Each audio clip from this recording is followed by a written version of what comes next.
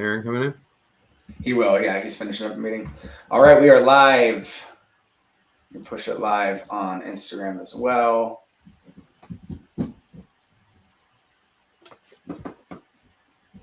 All right. Looks like we're live on Instagram. Double check that we are live on Facebook as well.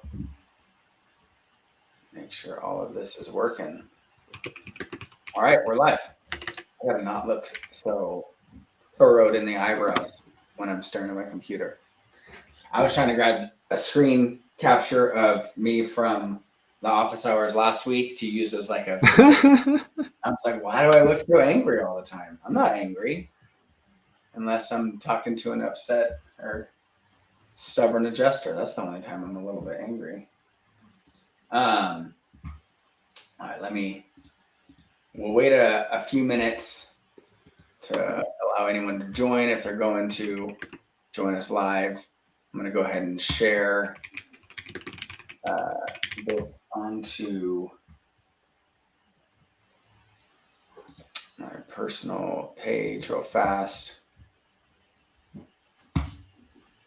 And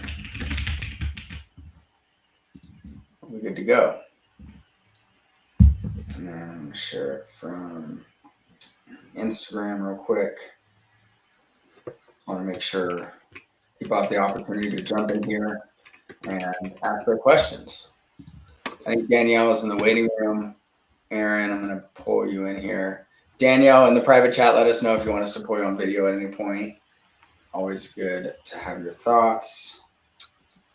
Who's watching chat? The chat will be open for me. I'll see it here. I'll see any We can all see it. So messages from the audience show up on that messages from the audience column. Yeah. And then is there who's watching the Instagram chat? I have that open, so I'm gonna leave that open right here. Yes, well,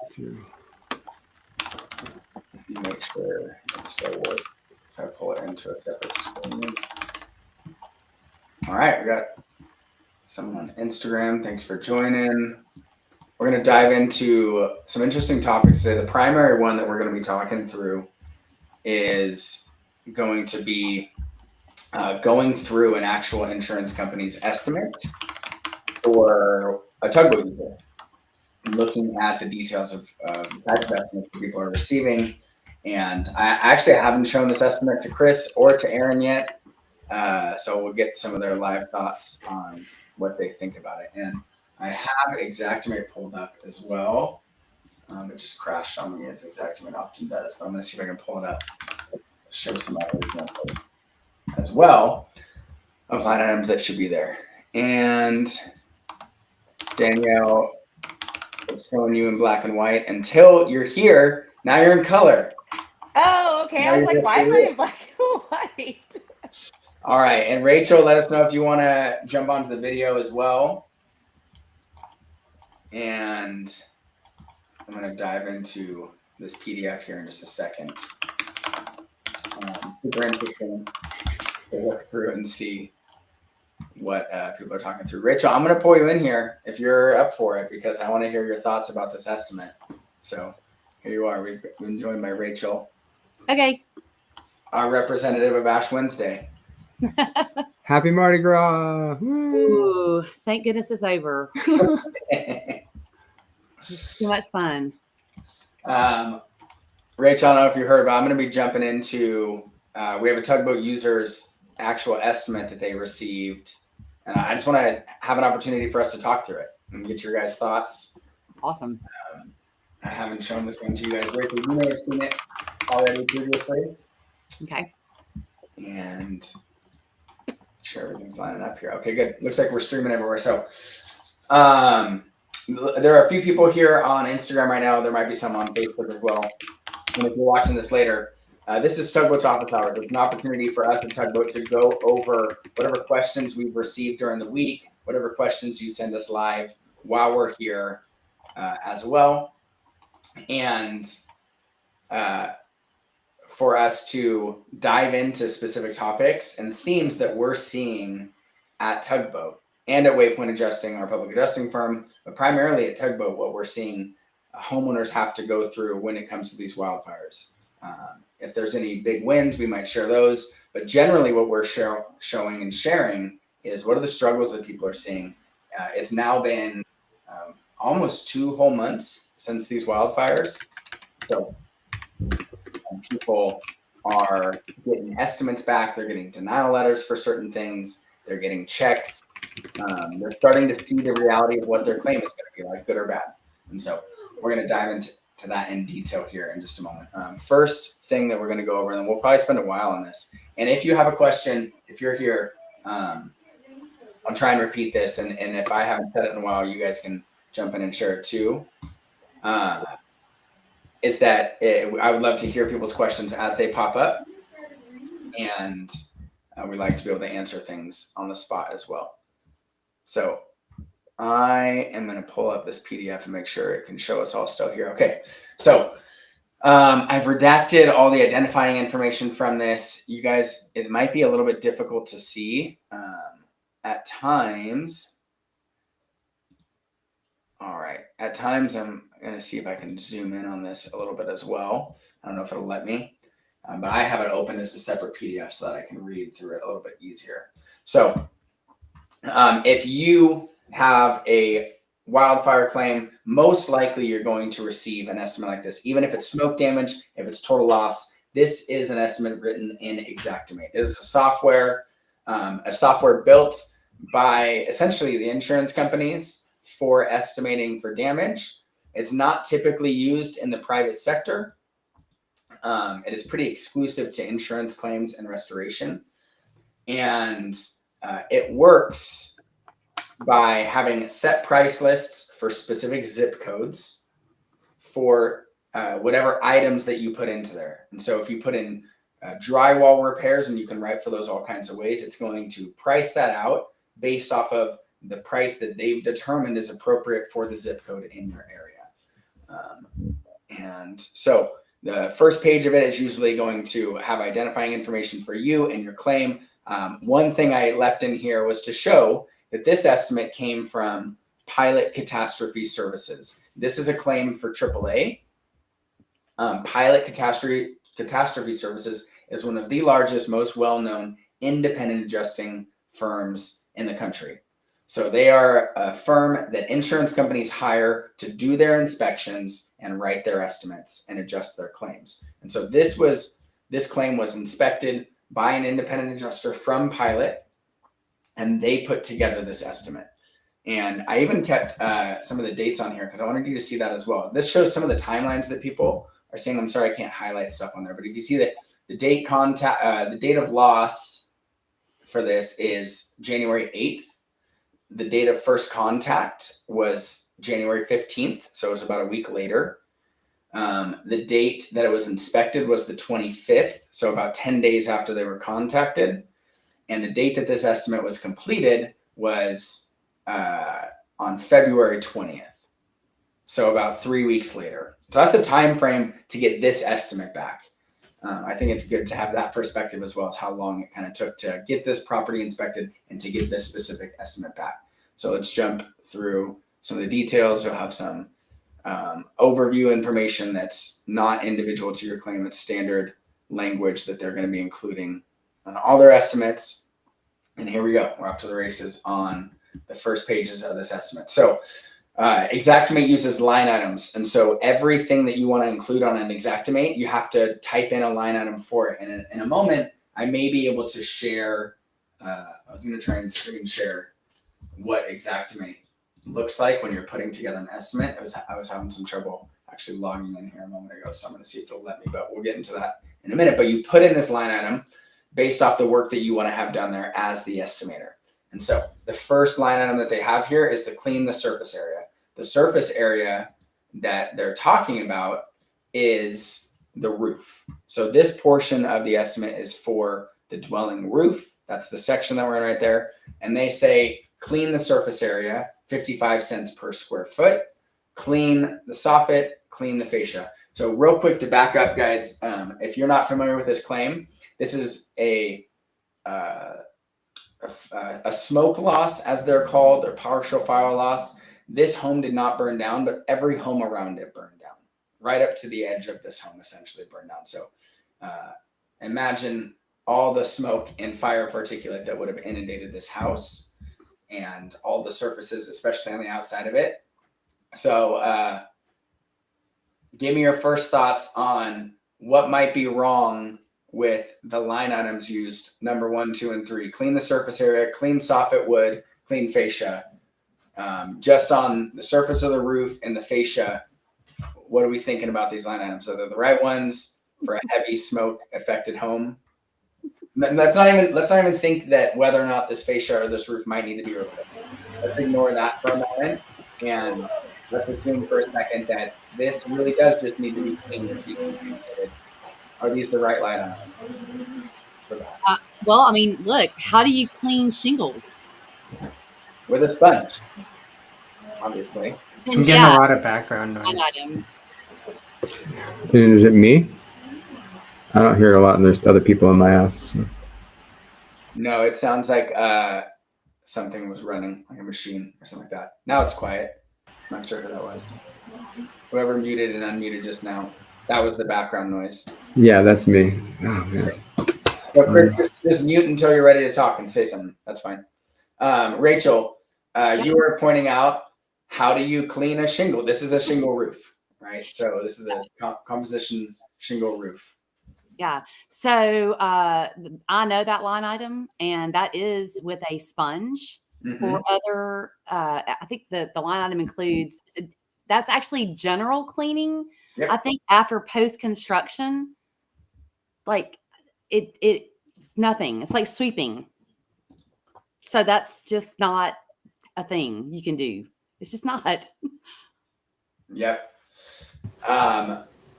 Someone dropped a question, and I just want to make sure we keep it teed up for us so we don't miss it. And Instagram, someone, and we'll come back to this. The handle is double Z me. They asked, what is the best way to get all of your loss of use funds? We'll take a break from this topic in a moment and come to that question, because I want to make sure we're addressing those. And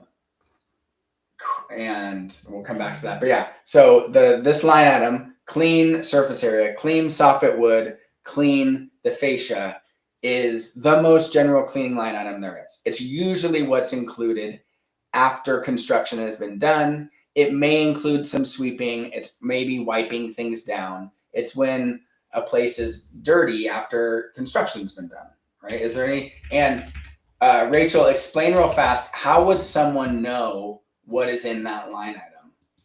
You have to have Xactimate. You have to go in there to look at it. You can't know that unless they add the description to that line item on the estimate. As a consumer, you won't know. Which they can add that. They just choose not to. Yeah. For good reason. It's not the right one. Wildfire test. Okay, now it's letting me open Xactimate, because I'm gonna see what it says in the description here in just a second for this line item. All right. Well, while you're pulling that up, do we want to answer the question about recovering? What was it? Loss of use? Yeah, let's take a second to answer that.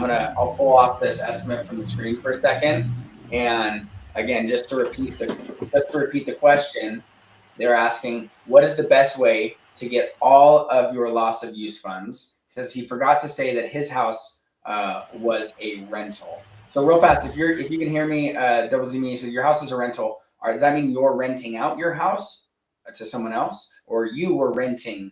You were a renter in the house that you were in. If you can drop that little bit of info, the answer might be a little bit different. But their question is, what is the best way to get all of the loss of use funds?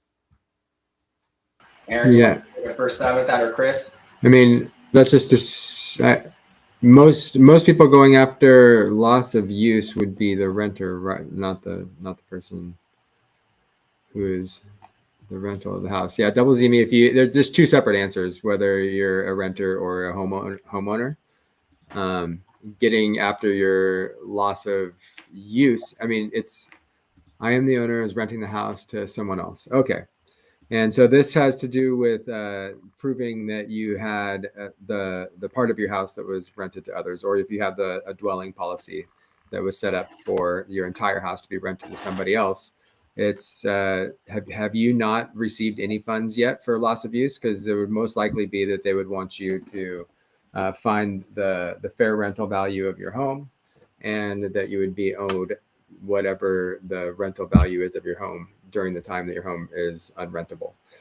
And the best way to get it, I mean, you don't have to do this, but you should, I mean, providing a lease of what you was in there before is usually the quickest way to get after it. Whatever renter was in there last, providing a lease to the carrier. But I'm really curious as a renter, if your house was lost or just smoke, and what the carrier has said to you to make it so that you can't access those funds.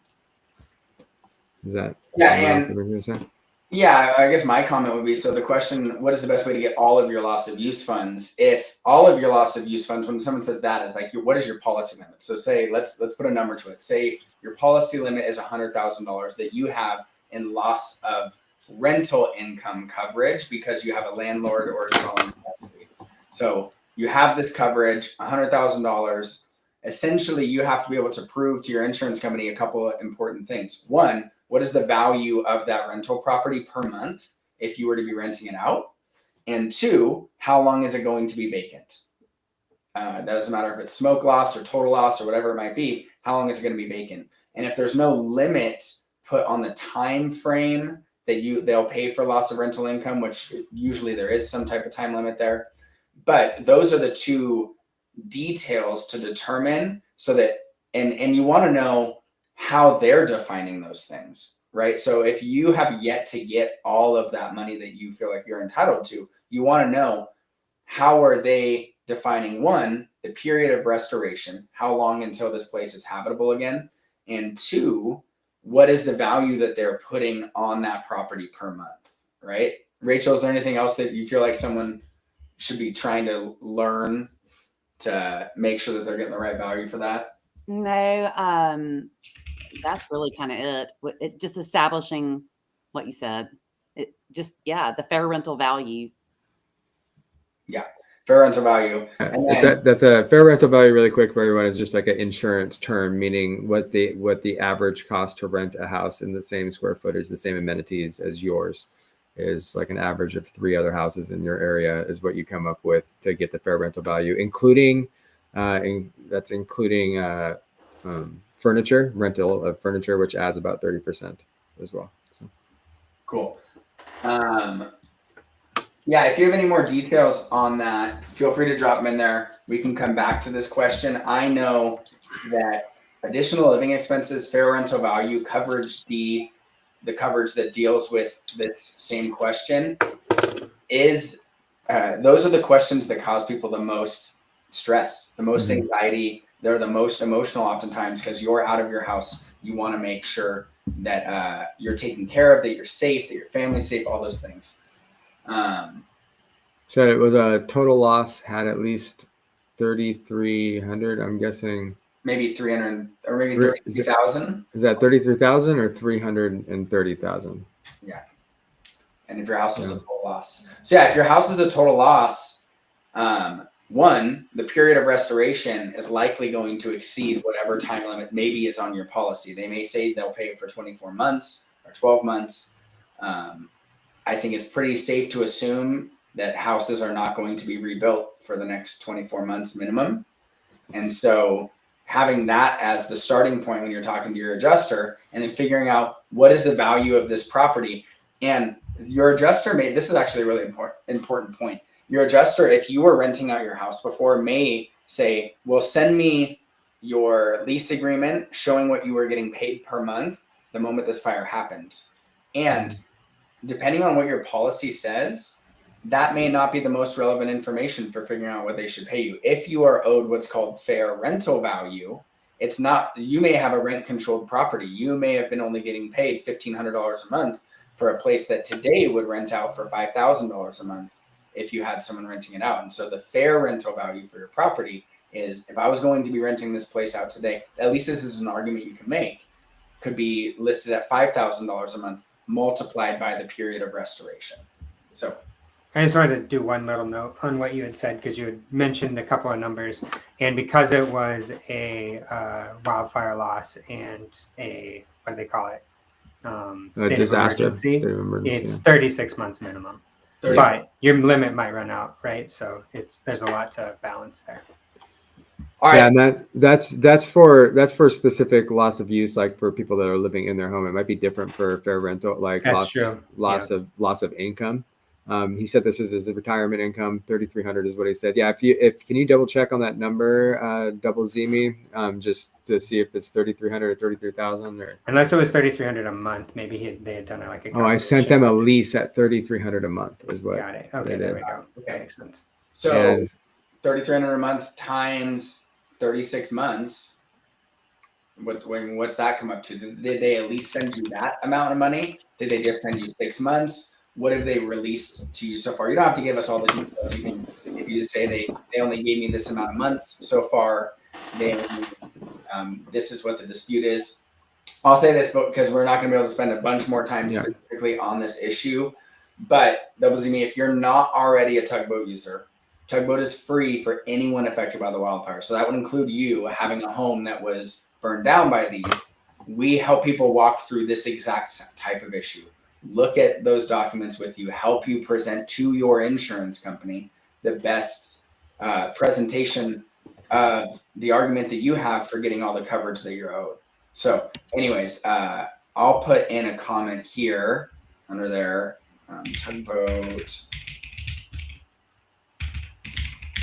tugboat.claims/wildfire is where you go to find the link for getting a free Tugboat membership if you're affected by the wildfires. We can dive super deep into this specifically with you, look at your numbers, your policy, and help you to present that to your adjuster in a way that's going to optimize for as much coverage as you're owed. All right, so let's jump back into the PDF of this estimate here. This is a fun one. All right, so we were talking about, this is the cleaning line item that they use. If you're just joining, we're looking at an estimate from AAA for a wildfire loss. This is smoke damage primarily. This house is still standing. It's a shingle roof. And we're looking at the estimate that was provided by the independent adjusting company to this homeowner a month after, or more than a month after the loss occurred. And this is what they came up with on their first pass.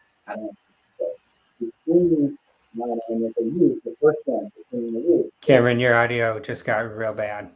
Oh, let me switch. Then it got good again. It got good again. It got good again. I realized I'm not using my mic. Okay, is that better now? I realize it. I didn't have my mic over here. That's my bad. And it is using my mic. Sorry if I've been quiet, y'all. Had my mic pushed far away. Anyways, so the cleaning line item. I'm not going to share the screen. Can everybody hear me now? Yes. Okay. Yeah, cool. just go ahead and read it. Yeah. Okay, so the cleaning, the description, Rachel was saying that you can't know what's in any Xactimate line items unless the adjuster adds it as a note, or if you have the software Xactimate and you can click on it and say, what's the description? What is inside this line item? And it says includes cleaning, chemical, and labor. Talks about the green chemicals that should be used based off state requirements for California. Average cleaning of walls and ceilings is what this is. Let me change it and see if it's not a roofing line item that they use there. So it's just clean the surface area. Let me see if there's another line item that talks about the surface area here and make sure I'm looking at the right one. Yeah, there is no line item that specifically, so it's just the average cleaning item and it phrased it as clean the surface area. So, is your price per square foot comparable? Yeah, it shows that it's 57, but it has I'm on the following month's pricing. So the cleaning line item, the description for it says cleaning walls and ceilings. Generally, medium soiling requires multiple passes. A more concentrated or specialized cleaning agent and or mild vegetation to be removed. That's saying that this is average soiling is what it's saying. Medium soiling, if it was worse, would need these extra passes. Cleaning methods may vary. Some may incorporate wet wipes, use of dry soot sponges, a combination of different methods. All of these are talking about like sweeping and wiping things off generally. So one thing to understand about Xactimate, let's see if I can actually share my Xactimate screen right here, because it'll make it, I think, a little bit more interesting. All right, share my screen and window. There we go. All right, everyone's looking at my Xactimate window now. So I'm going to show you guys what I was pulling up here. So in Xactimate, when you put in a cleaning line item, this is a cleaning line item. The code is CLN. It's an average cleaning item. It says clean, right? So this is what they're using in that line item. It's $57 a square foot. And here it's because it's this is March's price list. They were using February's price list. So in almost every line item in Xactimate, there is essentially like a good, better, best model. So there is, you add a extra symbol to it and it changes the line item. So it just went from cleaning average to cleaning light, 57 cents a square foot to 43 cents a square foot. So if you don't add anything, it just considers it average. There's also clean heavy, which takes it from 57 cents a square foot to 71 cents a square foot. Is there an extra heavy? No. Okay. So heavy cleaning on this, if they had used that line item, let's see if that would have been correct. Heavy cleaning of the walls and ceiling. Generally, heavy soiling requires specialized cleaning agents, scrubbing, agitation, extensive rinsing. Cleaning methods may vary. Example, cleaning may incorporate wet wipe, use of dry soot sponges, and a combination of different methods. So even still, if they had said heavy cleaning to the roof, Danielle, is this the right line item to use on a roof? No. I don't think the roof has walls and ceilings, you know? Generally not. I just want to see a sponge being used. That would be fantastic. Let's see what they have for. They have cleaning roof vents, roof skylights, mitigation of roof window. So generally, we'll just get around to the point. Generally, for a shingle roof, if an insurance company is going to pay to clean it and not replace it, the cleaning line item they'll usually use is pressure washing it. Pressure wash, yeah. Pressure wash with chemical spray. Now, this is a little controversial because it can damage shingles, especially older ones. So insurance companies, they want to say like, well, we do approve you heavily cleaning your roof, but we're not going to approve you pressure washing it. And if you ask them like, how do I heavily clean my roof? Then they'll be like, essentially like, you'll figure it out. I mean, we had this conversation with State Farm adjusters, Chris and I, on site in Camarillo after some of the wildfires there. And we're like, well, what kind of like cleaning methods are you suggesting? And they're like, it's not up to us. like, okay. So anyways, this is really diving into, again, we're just on number 3 of this estimate. And so we'll go into some different ones here in a moment, but I wanted to show you guys, and we'll jump back to this Xactimate estimate, Xactimate screen in a little bit here, but showing when an adjuster is choosing which line items to put into your estimate, they need to know, and they should know, and a lot of them do know what is actually included here, right? So this adjuster that wrote this estimate for pilot for AAA and submitted it to this homeowner, did they not know that the description of this line item was cleaning with a sponge, wiping down walls, or did they disregard that most likely? Or are they just being forced to use that line item based on a set of guidelines? What guess do you think it probably was, Aaron? I don't know. I mean, if you look at it, the pressure wash is only 52 cents. Maybe they were genuinely trying to like, oh, this is a couple more cents a square feet. I'm gonna do them a solid. I don't know. Yeah, could be that. But in any case, like it's an interesting way to acknowledge that there's something wrong with your roof from all the houses around it burning. Yeah. But we're not gonna concede that it is damaged. Yeah. So now, but this is the important point, right? Like now it comes down to documentation to kind of challenge this and establish what is wrong with the roof. Yep, exactly. Yeah. That's a good point. So the price per square foot was really similar for the average line item of pressure wash and average line item of cleaning. Heavy pressure wash is around 80 cents. Heavy cleaning was 71 cents. So all these things are addressed a little bit differently, but yes, certainly good for us to point that out as well. Okay. So let's jump back to the estimate here for a moment. I'm going to stop sharing my screen and it removed that one. All right, slides. Okay, let me jump forward in this one again. Okay, so we were on page 1 essentially of the actual line items of this estimate. Now let's look and go a little bit further. So that was looking at the roof, the fascia, the soffit, those things. It doesn't have anything else after cleaning these things off.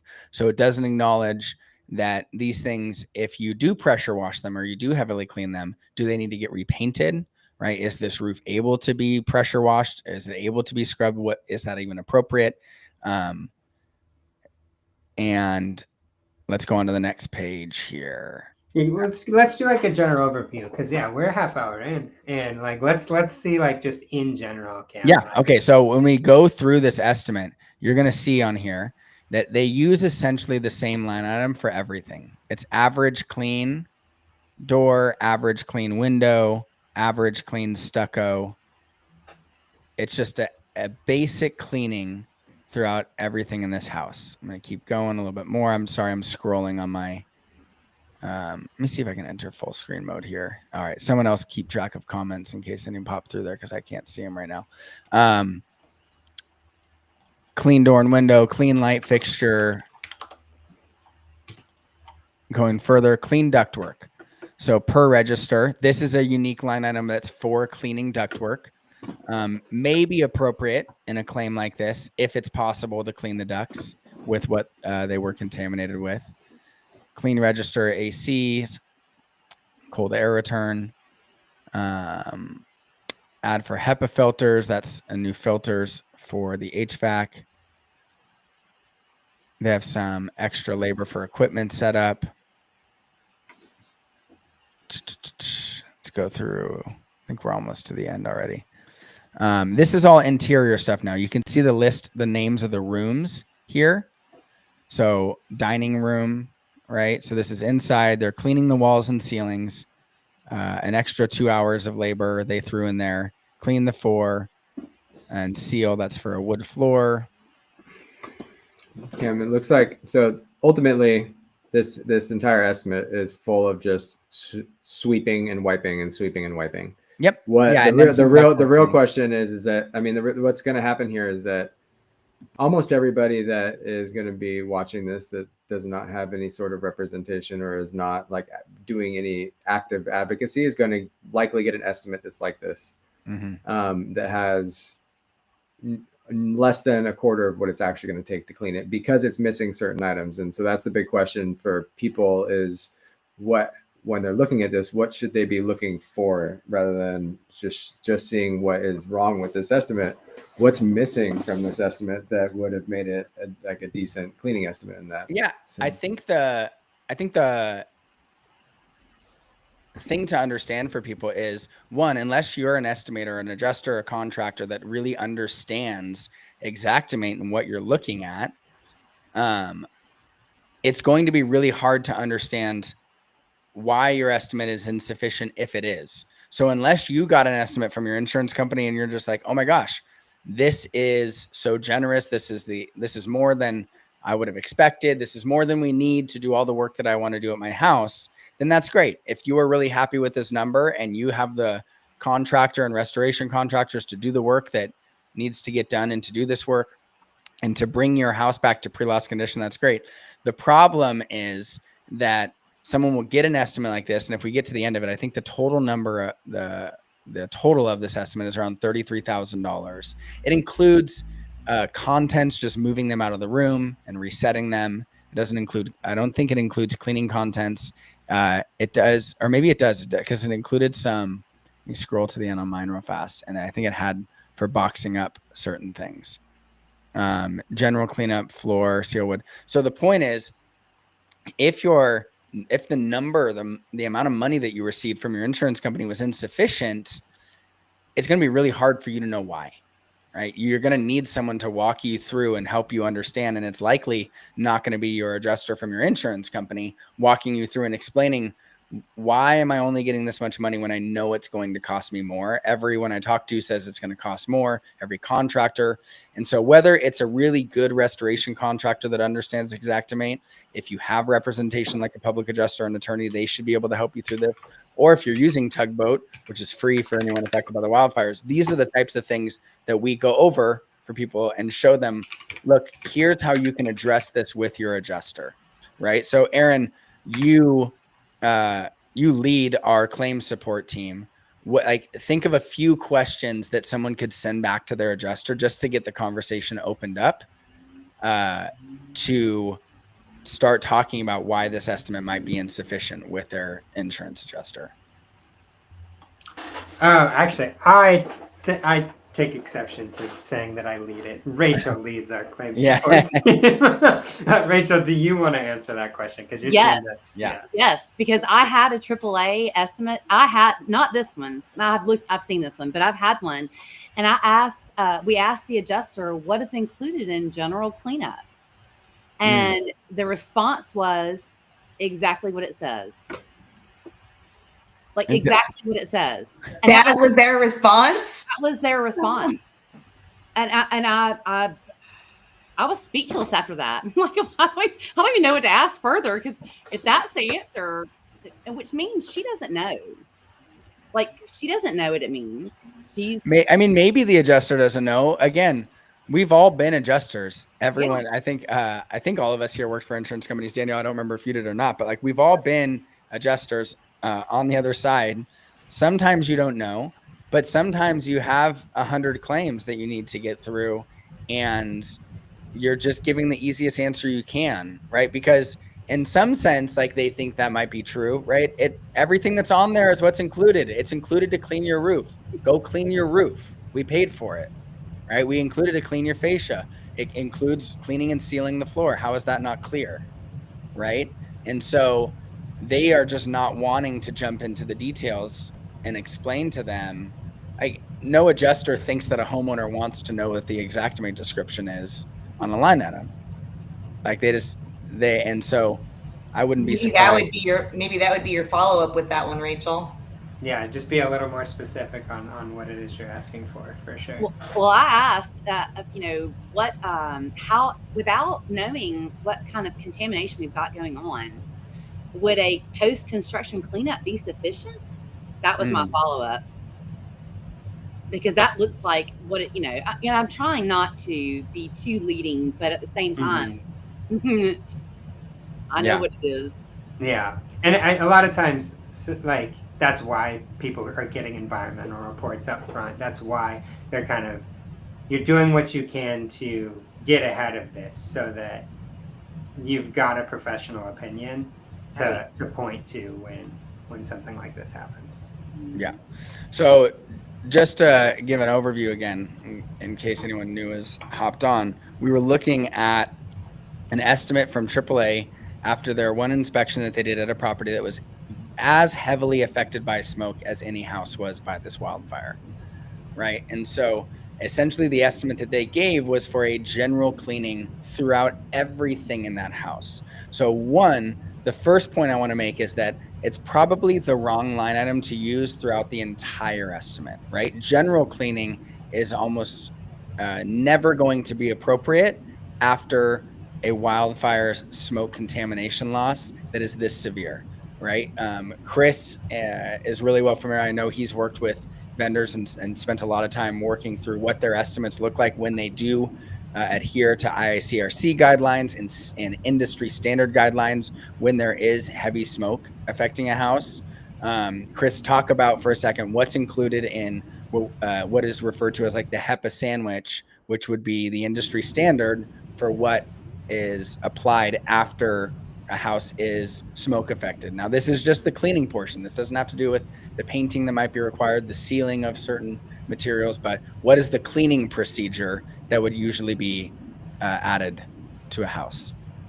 The cleaning procedure that's generally accepted, and there's some actual regulation about this in California and some that's being rewritten right now, but it looks like it's going to generally always include the HEPA sandwich, which is a HEPA vacuuming, just a general HEPA vacuuming of every surface inside the house to get the initial big particles, then a wet wipe, a chemical wipe to wipe down with and grab particles with something that is absorbent.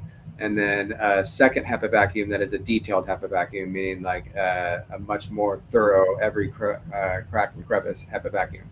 And those things, I mean, you're in Exactame right now. What does each one of those line items cost per square foot? Like HEPA vac, heavy, and wipe. So to get back to the question, what you're missing when you're looking at an estimate like this, and you're like, it says cleaning. The context that you're missing is that a cleaning professional that's doing this the right way, according to the standards set for California specifically, and most other places, is that it should have at least some version of a HEPA, but it should have 2 line items for HEPA in each room. And this is assuming like you're not finding smoke and ash inside the insulation and the walls, which is very common, especially this close to the fire. So yeah, but we can just do a post-construction cleanup. Yeah. And I don't even think that it's actually in a lot of cases like this one, this specific case where it is probably the most smoke damage you could get to a house without being on fire. And even the HEPA sandwich method, I really doubt that after cleaning will come back negative for test results for that it is free of all the things that it's supposed to be. So this kind of situation obviously would need a gut, not obviously, oftentimes would need a gut, which is when at that point, if you feel that your house is not clean after the cleaning has been done, that's when testing again can come into handy. And then you can start getting more into the wall cavities and things like that as well. So Chris, remind me with the HEPA sandwich, the line items would be, is it HEPA detailed for the first one? It's HEPA light for the first one, and then clean, that same cleaning line item that you have, but plus clean plus for heavy clean, because that has chem sponge in it. And then HEPA detailed. Or HEPA heavy, it'll be HEPA plus. All right, so let's just see. And it needs to be done by the surface of the wall and the ceiling. Actually, just wall, right? Just the. No. I think, this is not. This is per the square foot that you're actually doing. So it's wall, floor, and ceiling, and cabinets. When it's written the right way, like even the cabinet linear footage is accounted for, or square footage. All right, let me see. I just did it for 100 square feet, and so it's HEPA light, heavy clean, HEPA detailed. So the difference for that scope of work, right? So I did it at 1 square foot even. What's the price per square foot? Oh, per square foot, what it comes out to? Yeah. Across all 3. Just type in 1 square foot. So if you did 1 square foot, it's 57 cents for cleaning. And if you did 1 square foot, it's $1.92 with a HEPA sandwich. So that's the difference in price that you can multiply across all the surfaces that were done in this estimate. So that alone, right? This estimate is, if you just changed it to the right line items for the interior. Changed it from a $30,000 to $120,000 estimate. Yeah. Right away. And typically they're not doing the right measurement. They're doing the square foot of the floor, not the walls. Yep. Yeah. So, and they did have cleaned the walls and all that. I think they had a lot of square footage area in this estimate, but all that to say, if you use the correct cleaning line items for this estimate, you're probably north of $100,000 to decontaminate this house the right way, right? Using the industry standards. Now, I want to kind of jump in there because we're used to talking about it in dollar amounts because that's the argument that we end up having with the adjusters. But like the goal is to get your house so it doesn't smell like smoke, right? And it's not, So, and it's not dangerous anymore. yeah, and it's not dangerous. It doesn't have all these things. So it's just like this is just what's necessary. Like, and good luck getting a contractor. I mean, any decent licensed contractor to come in and follow the protocol of I'm going to just wipe this down with some sponges and hope it passes my post inspection. Yep, absolutely. So this was talking about the cleaning that was paid for in this estimate from AAA, right? We talked about the cleaning. Everything essentially in this estimate has to do with cleaning, wiping down. It does have duct cleaning, a little bit better.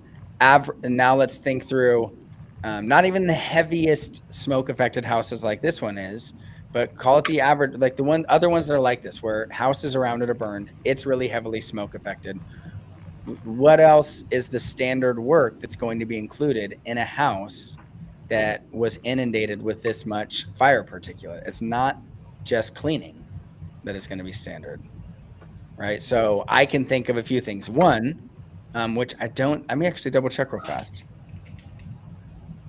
Did they include, this is actually kind of crazy. Actually,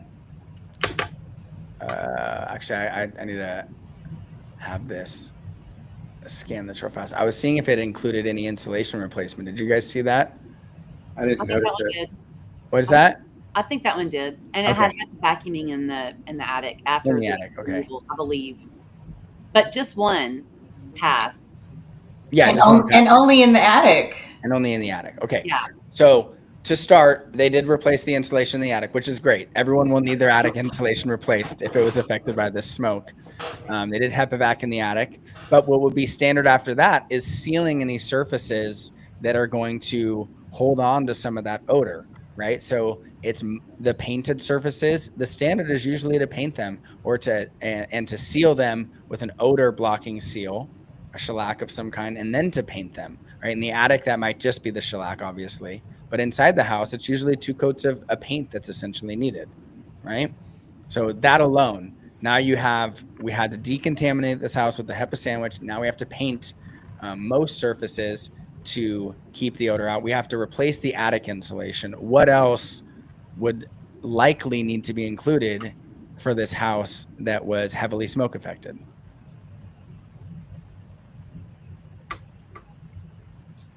What else do you guys think might be missing here? I mean, ductwork for sure. I mean, there's been Ductwork no. replaced. You haven't even inspected. This is something that gets ignored a lot, is the HVAC system in general. There's nothing in there for cleaning, balancing, or even acknowledging that smoke got into the HVAC system. That's a huge line item. It's a huge. It's so easy to think in line items, but when you're like coming from the homeowner's perspective, that's a huge liability that you have to worry about in the future. Is your air conditioner going to fail? Is it going to smell like smoke? And it's a huge dollar amount that you're going to have to pay out to deal with that. Yeah, absolutely. This attic, I mean, maybe it wasn't insulated. It actually doesn't include insulation from what I can tell in this attic. It just included HEPA vacuuming. And maybe it wasn't insulated in the attic. I don't know. But if it wasn't, Title 24 in Los Angeles, you'd have to add insulation back into it. And everybody knows that works out here. So, yeah, ductwork could very highly likely be included, right? It's not just cleaning out the ducts. You'll probably need to replace some of them. You're going to need to seal surfaces. Like, there's so many different things that we could dive into if you had a thorough estimate. Electronics might be affected, and none of this, other than saying that contents could be moved in and out of a room, actually goes into how contents might be affected, right? So a house that's this affected by smoke on its surfaces inside, on the walls, on the ceilings, on the roof, and everything outside. None of us are licensed contents experts, but we help people walk through this process as well with licensed vendors. What are the standard protocols for dealing with contents? And I guess it's probably smart to back up here too. Before this estimate was prepared, I know on this claim, the insurance company didn't do any testing of any kind. They just essentially agreed, like, yeah, there's probably some smoke in your house, right? No testing done during or prior to this. So how could they know what the protocol would need to be, right? You don't know, is there asbestos there? Is there lead? Because in most of the houses that are being tested in the area, there is. and the decontamination is more important. But so let's just assume for a moment that it's just your standard combustion byproduct, though, all throughout that house, and it heavily affected inside and is on the contents throughout the house as well. How should a homeowner be expecting their contents to be handled? And what I guess what are some of the shortages that we're seeing? So I'll point out the first one. In Camarillo, we had some houses where adjusters and certain insurance companies were seemingly really reasonable from the start. Let's take everything off site from this house. Let's assess a lot of these items. Some of them the homeowners agreed, like, yes, you can try and clean these padded chairs, but if they still smell, please agree that you're going to replace them afterwards, right? So there were some conversations like that. But then there were other carriers that State Farm in particular that said, no, everything here can just be cleaned on site, which means we're going to set it in your living room, and one thing at a time, we're going to vacuum it. And that's essentially all it's going to need is this on-site cleaning. Right. And so there's this huge. That means that nothing is actually getting washed. They're literally just vacuuming it off and like Febrezing it or putting ozone on it or something. Yeah. Oh, it was such a good point that Sean Scott made to us when we had a consultation with him. He was talking about the fact that so many families, when they get their contents back from cleaning, they think that they don't smell anymore because they have been, he called it, they haven't been deodorized, they've been reodorized, meaning they just added some other scent to it so it smells clean until you wash it again in your own washing machine and wear it a couple times and realize, like, oh, this still smells really bad and I'm not able to get this smell out. Yeah, so standard, this is the only estimate that this homeowner's received. The contents portion of it just said move the contents out and put them back. So I had assumed that was just like, oh, that was being handled separately. I thought that they had a contents vendor, which is why I didn't even bring it up. Because I'm just like, oh, there's no way that they don't have, like, if they're this close to the fire, somebody inventorying their stuff and deciding it's salvageable. Yeah, I thought the same thing. I thought maybe they agreed to a pack out. I'll tell you exactly what happened on this one because I know they told the homeowner, if you want a contents person, you can go ahead and go find one and I'm going to go through it. But they did not preemptively in any way, or they didn't do that work themselves. And if the homeowner doesn't do it, they're not going to go do it. Right? They're not going to go adjust this and ask for more. They essentially just left on their plate. Oh, sure. Yeah, you can go have a contents vendor go look at everything. What about appliances? Were appliances included at all? Let me see. No. Oh, they were okay. not. They were not. Let's not worry about those either. So, and that's an important thing. I just saw, and someone just uploaded some stuff to Tugboat today that we were looking at, and it was the house, garage, and office had burned down. It was a partial burn, and I was looking at the estimate that they had uploaded, and they had total lost 150 items total in that area, which is just there's no possible way it's enough items.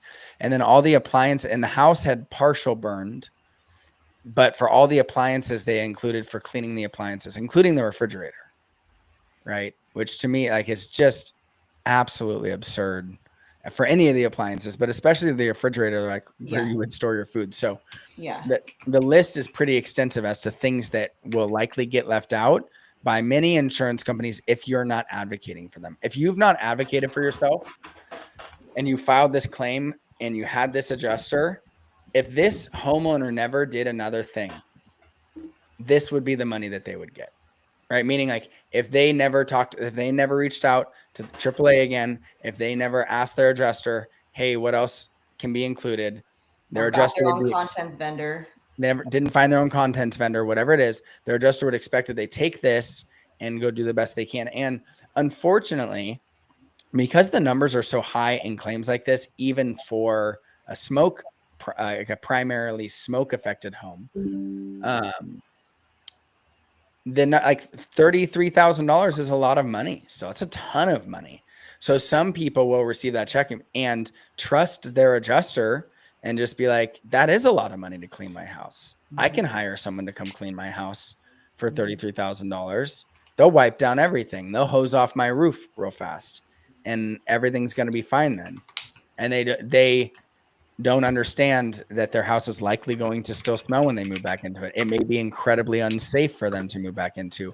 They may have just washed their clothes on their own in the washer and dryer that were inundated with smoke themselves, and just kind of dealt with it on themselves. Because a lot of people just assume that their insurance company is trying to do everything right by them. And essentially, even if their insurance company isn't trying to do everything wrong by them, if you just got this estimate, which a lot, like this is AAA, this is one of the largest insurance companies in California, using the largest independent adjusting firm to write their claims. This isn't an issue of like some inexperienced company handling this claim. Like, this is standard operating procedure for these claims. And so I think the point to make with the few minutes that we have left is that if you have received an estimate from your adjuster, especially if your adjuster wrote this and it wasn't written by a professional vendor, you've received an estimate from your insurance company for restoring your home after a smoke loss or a partial burn, you should have a lot of questions about what's included in that, in the details of that line item. And you should have ways of addressing that. Addressing those things, again, it's what we help people do all day, every day at Tugboat, is to ask the questions.